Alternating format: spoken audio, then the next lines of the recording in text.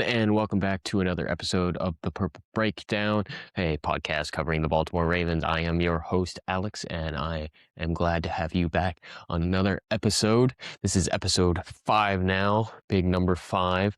I appreciate everyone who's been subscribing and following along. Shout out to all of you and those who comment on the videos, especially the shorts I post. I try my best to comment back and engage.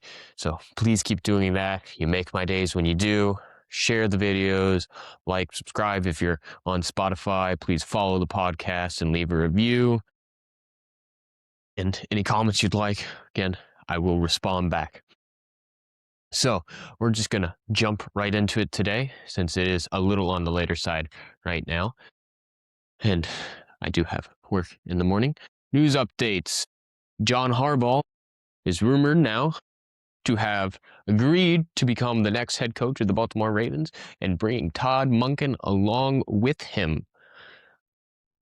I have all the respect for Harbaugh. I still believe the Ravens made the right decision, especially Bisciotti, in letting Harbaugh go. It was time, but he's had amazing seasons, consistency, and what he's done with teams. The Giants need it, and I wish him all the best of luck playing for the Giants. I know he was watching film on Jackson Dart, and I don't know if they'll be sticking with Jackson Dart or not, but I believe they will be, at least for this next year, because Mendoza's the number 1 overall pick, and once you start falling down below that, the quarterback room gets real tight, and it's not as good. So wait another year if you want another quarterback, in my opinion. Go to not this year's draft class, but the next year's draft class, and then get a quarterback there. But in news for Ravens coaching, there have been some completed interviews. Mike McDaniel, the former head coach of the Dolphins, has been interviewed. Not my highest on the list, I'll be honest. I think the Dolphins organization needs a little help, especially with the suspensions that have happened with the owners and keeping them away from the team and not letting them contact, and concussions and not following medical protocols, and just everything that's gone on there. I don't think Mike McDaniel had lots of respect to the players at the end there, and I think it is not the right decision right now for the Ravens. Jesse Minter has also been brought in and completed his interview, and then Robert Saleh should be interviewing this Sunday per reports by the Ravens. Now that we've completed that quick little update on the coaching situation and John Harbaugh going to his new team, it is time we jump right back into it. And I know last time I said I was going to be focusing on the defense and what could the Ravens do to fix up this defense. I will be going into that today, but I'll also be adding in a little bit on the offensive side, because you can't really, when I was doing my research, you can't really look at just one thing and go, well, this is how you solve this side, without also doing this side, because to open up cap space, you have to do stuff with the offensive side and defensive side, and you got to go into talking about both, and they really mirror each other. I will also not be going into the draft too much today, other than what the Ravens could use in depth for the draft, and maybe where they should target with their first, second, third, and picks, where they should go. I won't be going into players. I will be making a draft board here in not too long, and who I would be looking at for picks and where they should go and what I believe the Ravens should do. But today we'll be more focusing on free agency.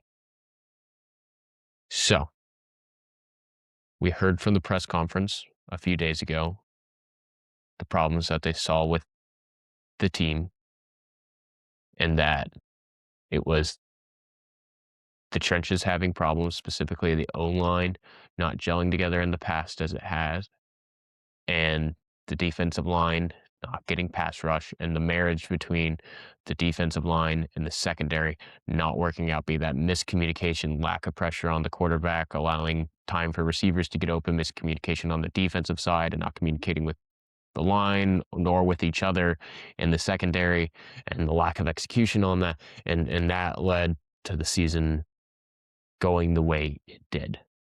Now, I think it's a little more than that. Untimely fumbles, too, untimely interceptions, injuries. And they honestly said it well, where it's a failure on all levels, and everyone failed this season. And so they're looking forward at the next steps. What should the Ravens do? These next steps going forward on fixing this team, getting it back into playoff contention next year, not just into playoff contention, but into Super Bowl talks. And hopefully, whoever the new head coach that is hired only has to have this next year to make it to a Super Bowl and go win it. That scenario that everyone wants who's a fan of the Ravens. So how does that happen? And DaCosta already addressed this. He doesn't think that the way to building the team up and getting it to that level is by making blockbuster trades where you soak up the cap space with a trade that may or may not work out, because it's always a risk making a trade. You're trading for the player you think you're going to get. And if you don't get them, then, well, you have a massive cap chunk that's taken out of your salary cap, and you can't do stuff that you would like to do to resolve the issue, because the issue is that player. So I don't think the Ravens organization is going to be making these massive blockbuster trades like for Max Crosby. And I know even some people have commented on the videos, you're not getting Max Crosby. I know they're not. The Ravens will not be getting him. At least in my opinion. And off of what DaCosta said. Instead, the Ravens are going to be looking at re-signing the free agents that are going on the market. There's 24 Ravens that will be free agents this next year, 19 of them unrestricted.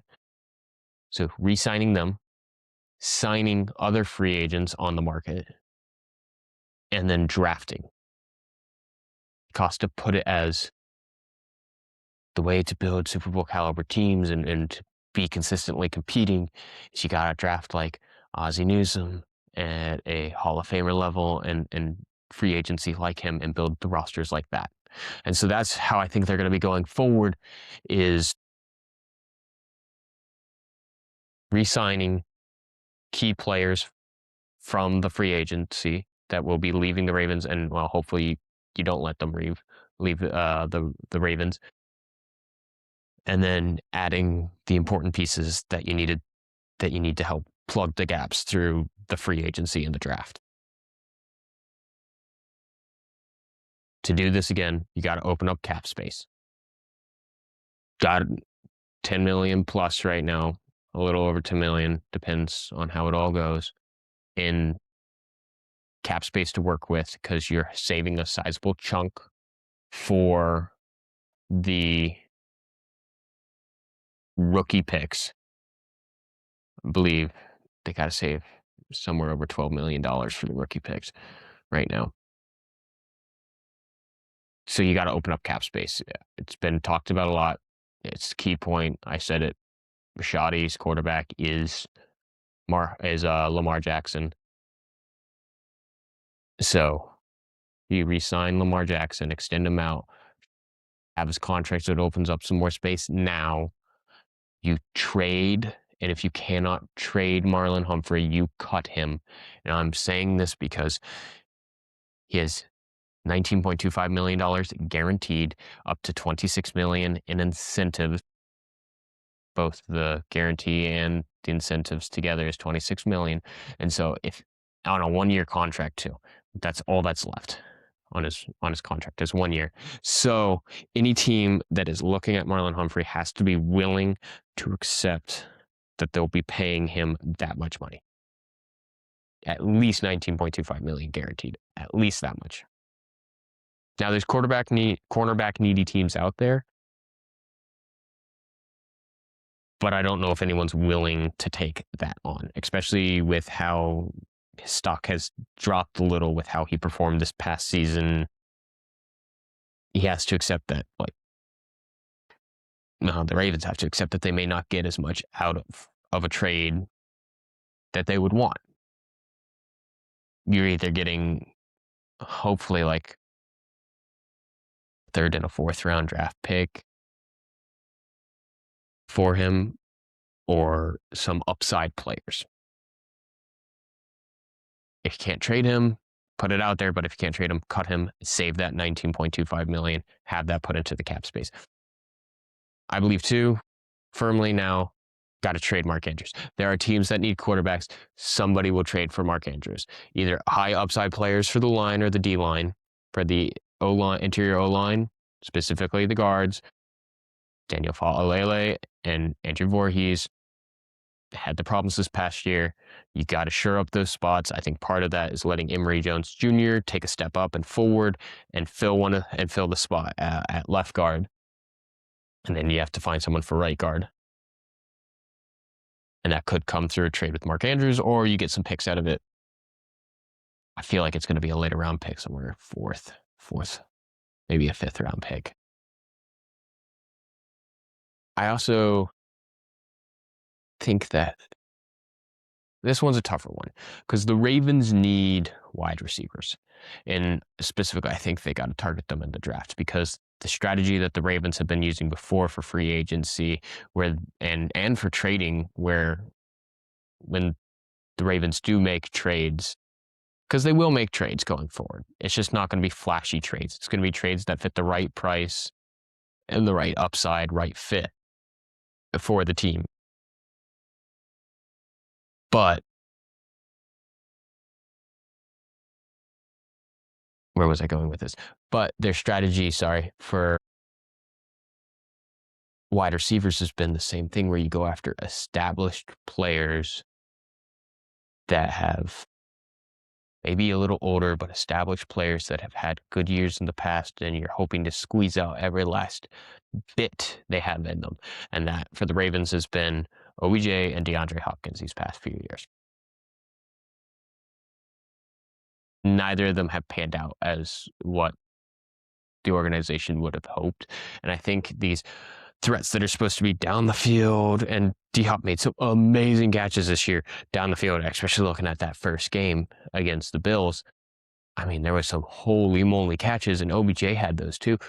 But at what point you gotta look at it and go, you can't just take older receivers and hope that you can squeeze the last inch out of them and expect it to work year in and year out. You got to get younger receivers, and it can't just be Rashad Bateman and Zay Flowers, because Bateman has been consistently injured the past few years. He had a good year last year, but he got injured when it mattered the most. Then Zay also went down, and your receiving core just fell apart. But gotta look and go, should Bateman possibly be traded, especially with the contract extension he just got and how much is in it? If you can get capital out of that. Because when you're looking at these trades, you're either needing upside players that are not going to cost as much and fit what the Ravens want, or you need draft capital. Because going forward, you're going to need to draft a lot of players to fill free agency roles and try and find some gems that you can develop into good players that are going to be the face of the Ravens going forward in the future. Now, alongside trading or cutting some of these players, you got to do restructuring of contracts. If you don't trade Bateman, you may restructure his contract, Hamilton's, Roquan's. I think a big one here now would be Matabuke.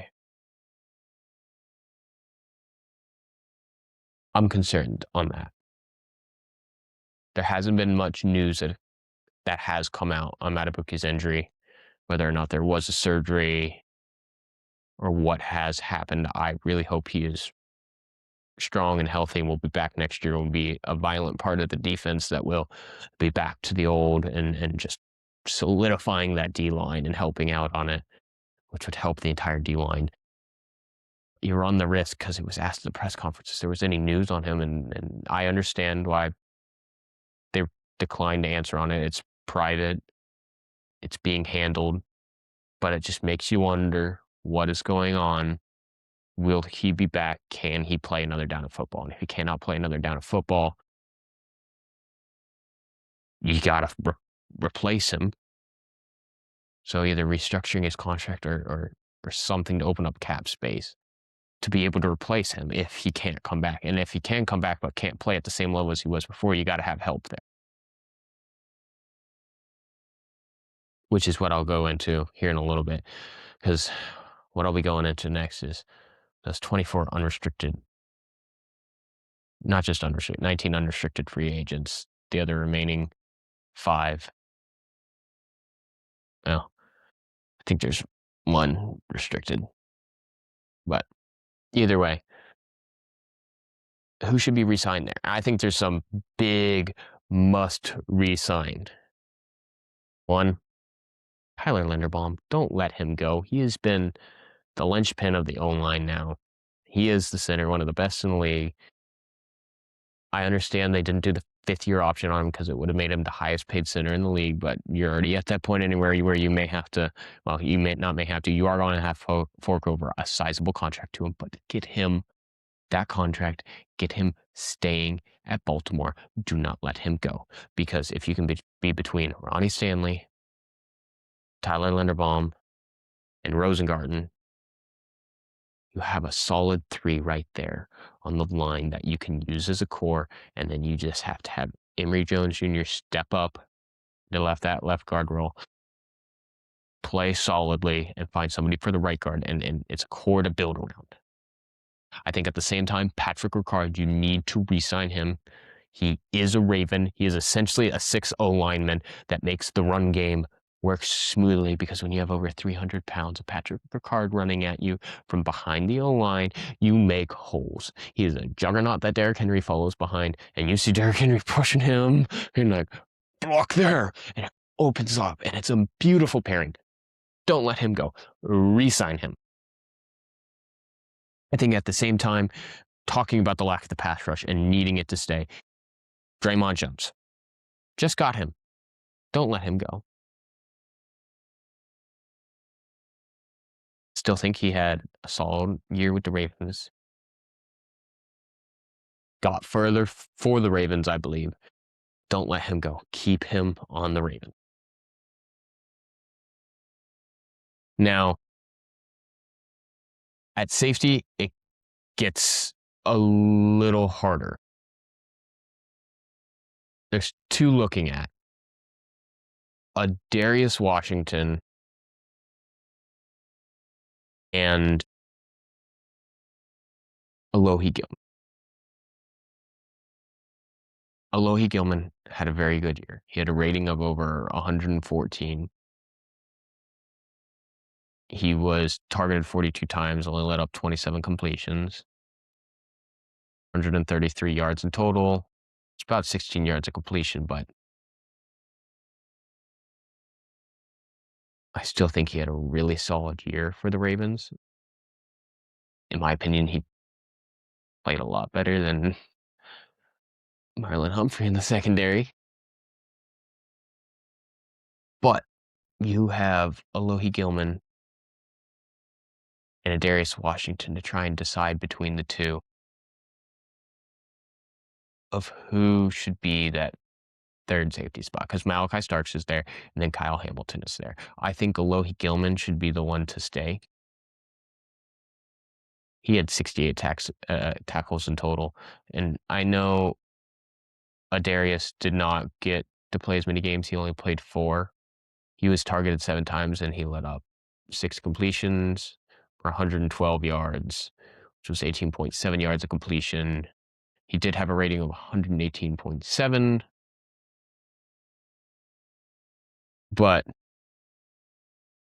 and he was blitzed 5 times. Gilman was blitzed 6 times, and he played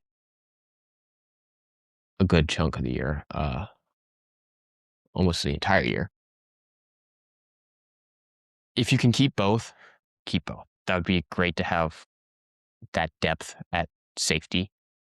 But I think Gilman would be the one to stay over Adarius. Adarius was on a proof of contract last year and just didn't play as much because he was injured for all but 4 of the games. I know he was part of that turnaround in the defense last year. I really did like what he did. But you got to take into the fact he's a little undersized. I think he packs a mean punch, and I think he has a great temper for even being a little undersized, and then does not let people try and bully him around. But I would go towards Gilman over Washington if you cannot keep both of them. I really hope that both can be kept. Then, if you get rid of Humphrey at cornerback, you got to keep someone. I think that has to be Chidobe Awuzie. I know he's 30 years old, but he played solidly this past year for the Ravens. He had over 90 rating. He was targeted 63 times, led up 35 completions for 400 yards. He,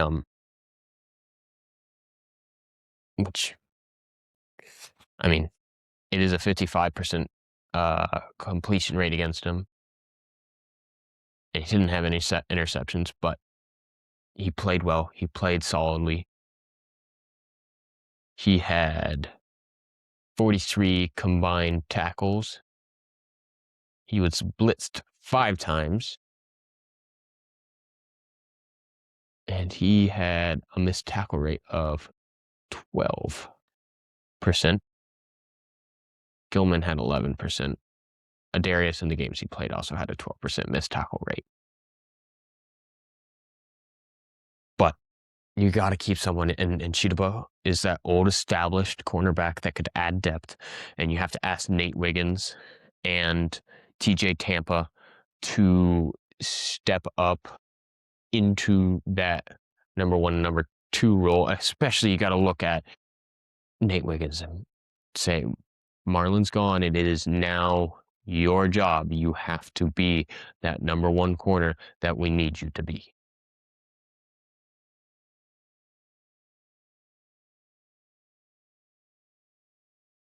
That's all about players stepping up now, moving into that number 1 role and being that. Nate Wiggins could be that next one. Now,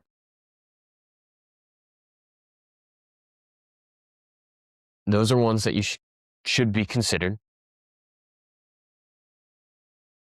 I think at tight end, if you let go of Mark Andrews, you got to re-sign Isaiah. You have to sign and extend Isaiah Likely.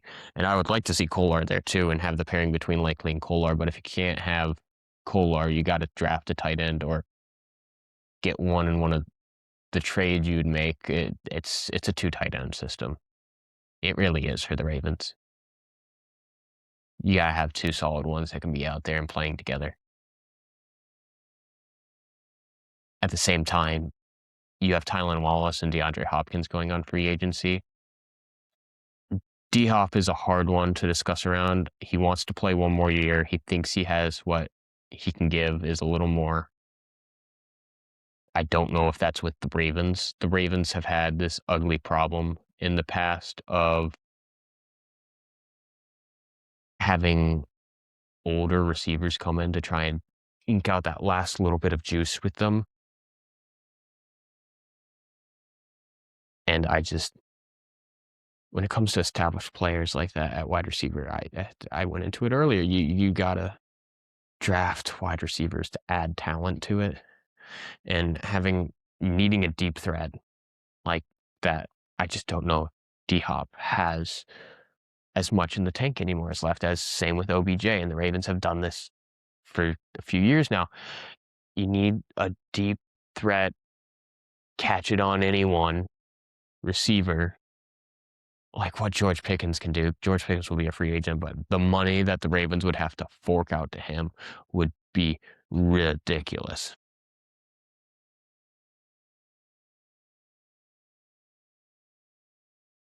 Do you keep D Hop? Do you let him walk? I would rather say let him go and draft a receiver to replace him and then ask Devontae Walker to step up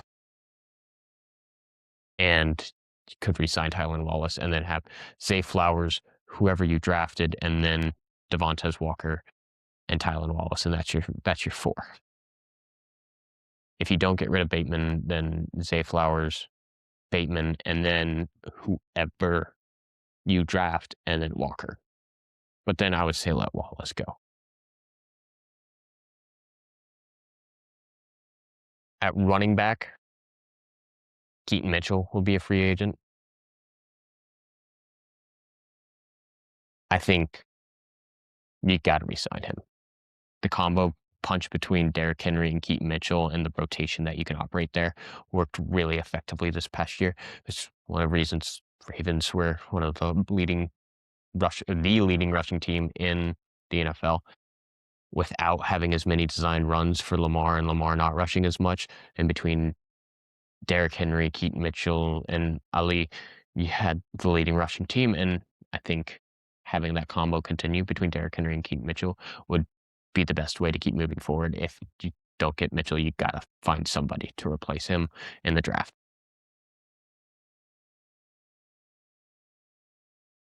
At players, going back to the pass rush, that maybe should be let walk. Kyle Van Noy, 34 years old, didn't have the best season this year, and that may in part be because of, it's not just maybe, it is in part because of Adebuke not being there. He had a press 17 times. He got 2 sacks. He had 7 quarterback hits. He had 2 balls batted down at the line. 8 of those presses were hurries. And he had a combined 20 tackles. And I look at this and I think, as great as a player as he was and what he's done for the Ravens, it's time to walk on and find a little bit younger talent to replace that in there. And I'm going to be biting myself in a little bit because I'm going to be looking at this and saying some things, and then you're going to say, Alex, you just talked about age, and now you're saying somebody who's even older and that the Ravens should possibly bring him in. What are you saying? Person that I'll be talking about in a little bit may be a little bit of an exception to that. But I think if you're making decisions on the free agents right now, Kyle Van Noy has to be let go. And so does Daniel Fa'alele, the right guard. Inconsistent year. Ups and downs, and it's been that way for the past few. And I know he's coming off his rookie contract now, but I don't think he's worth the money to keep around because he's not panned out into what you wanted. And if these inconsistencies are going to keep moving forward, then you're not getting the player you want, and it's not a good enough player for the O-line. So let him walk. Don't spend the money on him. Save that for other players. And heck, I would even say you could trade Andrew Voorhees for some upside on maybe a 4th, 5th round pick. It may probably actually be more of a 5th, 6th round pick. But trade him away. Either get some upside potential player or draft capital. And then Emory Jones Jr. would step up, and then you would find a free agent on the market to replace Daniel Fa'alele. I think those are the two to do. Now, I talked about it already. Some players that need to step up. I talked about it with Nate Wiggins and TJ Tampa. I think, and Emory Jones. Now, I think there's others that expectations should be placed on heavily for playing well over the next few years. And at linebacker, Teddy Buchanan and Trenton Simpson. Teddy Buchanan went beyond my expectations and played great this year. I think he's the great pairing to have back there with Roquan in the backfield and at linebacker there, and the two of them side by side. And Teddy's great at zone coverage and keeping up with the tight ends and side to side speed. And then Trenton, if you had asked me after he got drafted and last year whether or not I liked him a lot, I would have told you I don't like him as much. He's inconsistent. You see flashes of what could be great, but then the next game, it just doesn't go the way that it should. When Teddy Buchanan went down this year, Trenton Simpson stepped up and he impressed me with open field tackles and making plays and showing more consistent flashes of what he could be. And looking at what he did for the Ravens, I mean, I'm not saying he's the greatest in pass coverage because Teddy is a lot better than him you just see the ratings of 101.8 versus 84.8 in pass coverage.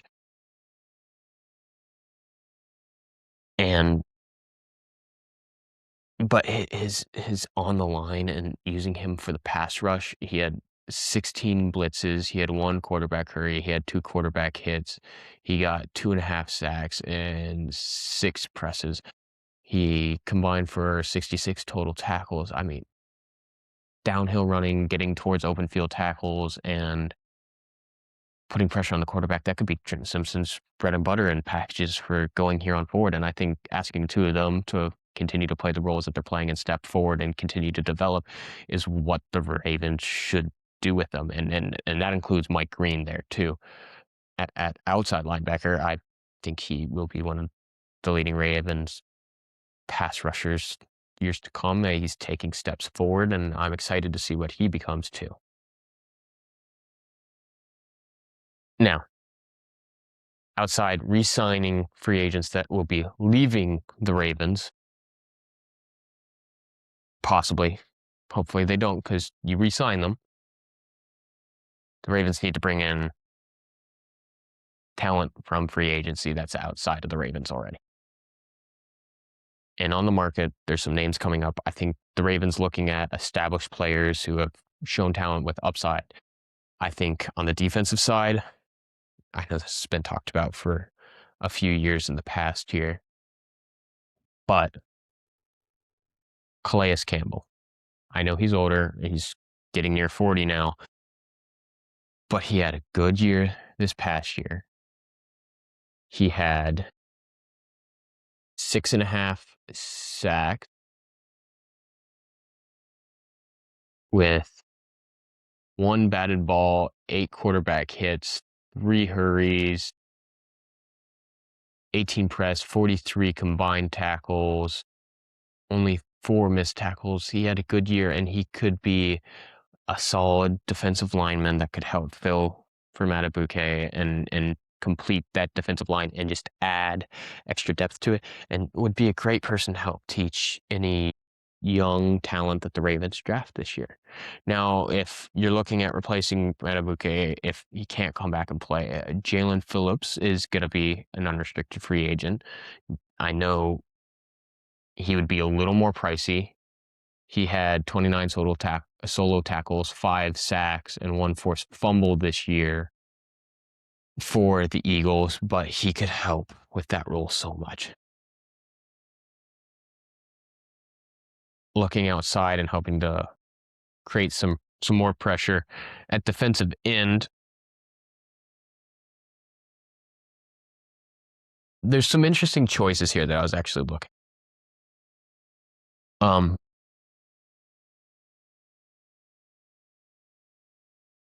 One,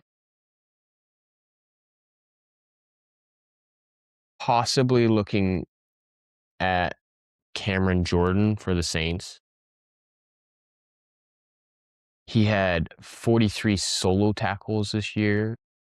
He had 9.5 sacks, 3 pass defensives, 1 fumble recovery.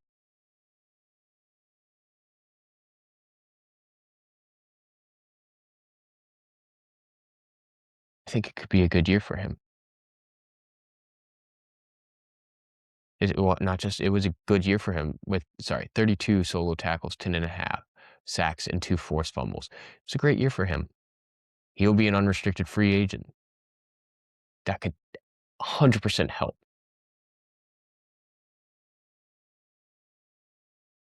I mean, how can you say no to that? That's a great year. I'm looking at him thinking, that could definitely help the Ravens' pass defense.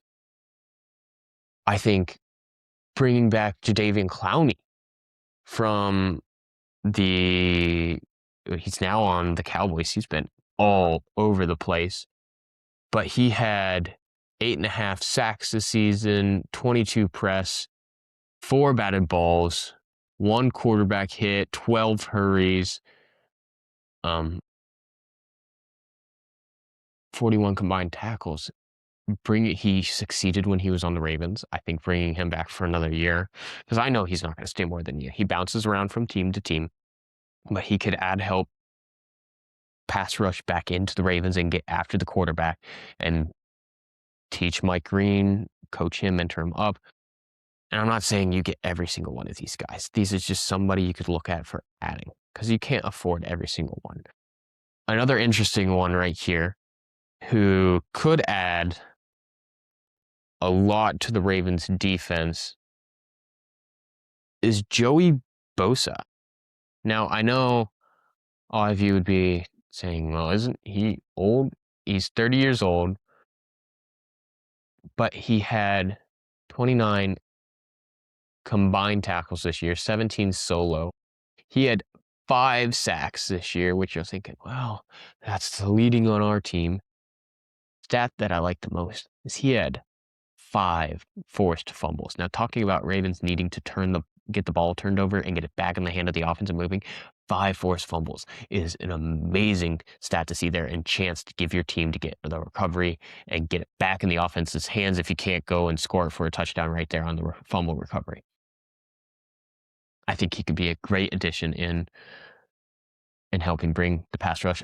I also am looking, and now here's the extremely expensive end, and somehow right now is one of the top ones projected to go to the Ravens in free agency. And you'd have to spend money. I would, if you sign him as a free agent, I 100% say you need to make it a heavy incentives contract. But Trey Hendrickson off the Bengals. He didn't play much this past year because the Bengals essentially re-signed him on a 1-year contract and then just said, you know what, you don't want to play for us anymore. We're just going to sit you on the bench for most of the year. Would he be the same as himself in the past? I don't think so. I think there's some regression happening. But to say he's done, no, there's stuff left in the tank there. He'd be definitely help the pass rush, but it's definitely one of those ones that it's on the more expensive side. You'd have to open up quite a bit of cap space, and you're going to be losing out on some other people.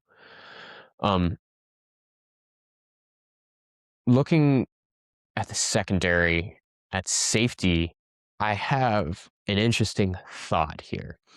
On the free agency market now, we'll be going back a former Raven, Stone. Now, I know you may be saying, Alex, we let him go. But the year he had on the Bengals was not bad at all this year. He had 2 interceptions. He had a 106 rating for safety. He had 104 combined tackles, 4 presses, 2 sacks, 2 quarterback hits, 4 quarterback hurries. So he's getting the job done. And I mean, on letting up 32 targets, he only let up 469 yards. Now, am I saying that the Ravens will go out and sign him back in as a player after letting him go a few years ago now? I'm not saying. I'm not. Especially if you bring in and keep, not bring in, but keep a Loie Gilman or a Darius Washington. You're not bringing Geno Stone back. But if you don't keep either of them, Geno Stone could be a very viable option to have back on the team.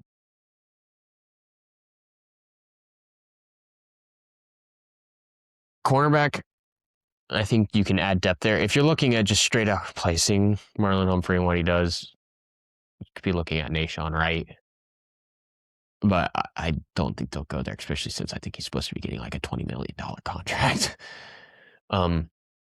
There's others you could do and look at. I know you're going to say, Alex, you're crazy. Stephon Gilmore, Witherspoon, Rasul Douglas.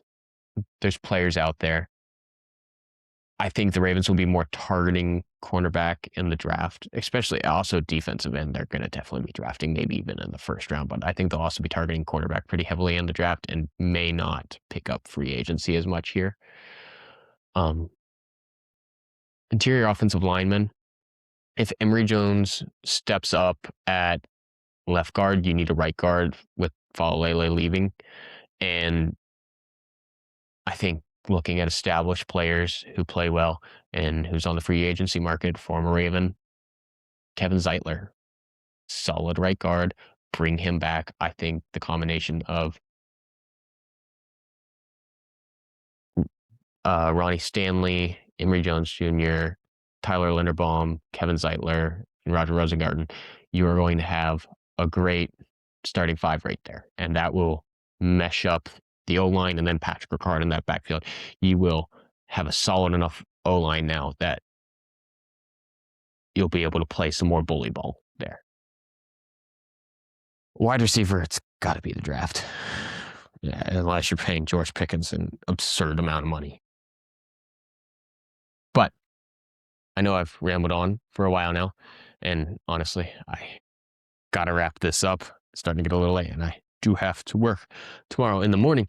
But I would like to thank you all for hopping in and joining in. Those were my thoughts on today and the free agency market. I'll be going further into that here soon and delving deeper in. But I just wanted to get out and address the starting points of where the Ravens should be looking in the free agency market and who they should be looking at re-signing here soon. And the talks with Lamar and Tyler Linderbaum should be happening right now, in my opinion. Like, you got to be with them right now. Just be saying, how can we get these deals going forward? Now, I'll be starting to create my draft board here soon and going into who the Ravens should be targeting with their draft picks here in not too long. And I'll keep updates going on the coach searching.